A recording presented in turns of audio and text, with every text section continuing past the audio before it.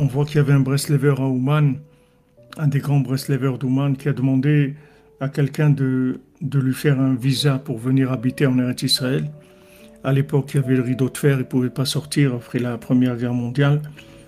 Et il a dit, si quelqu'un me fait un visa pour Eretz Israël, je viens habiter en Eretz Israël, et je suis d'accord d'être son esclave 23 heures par jour, qu'il me laisse que 1 heure. Je demande 1 heure par jour, c'est tout. Le reste, 23 heures, je serai son esclave.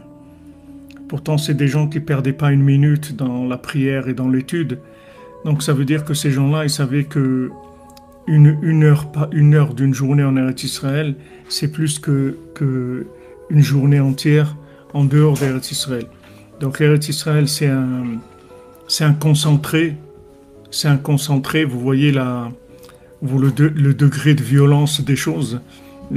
C'est pas commun dans le monde. Il y a ça nulle part dans le monde.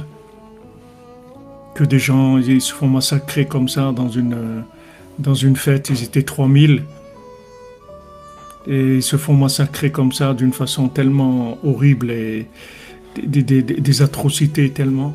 Il n'y a pas ça dans le monde. C'est rare de trouver ça dans le monde actuellement. On va dire dans cette époque qu'on vit, de trouver des choses d'une violence tellement grande. Mais c'est le niveau de la spiritualité qui est en Eretz Israël. De là, on peut apprendre le contraire. Quand Rabbeinu dit, comment tu vas savoir la grandeur de but que tu vas atteindre? Tu vas voir les empêchements que tu as pour y arriver.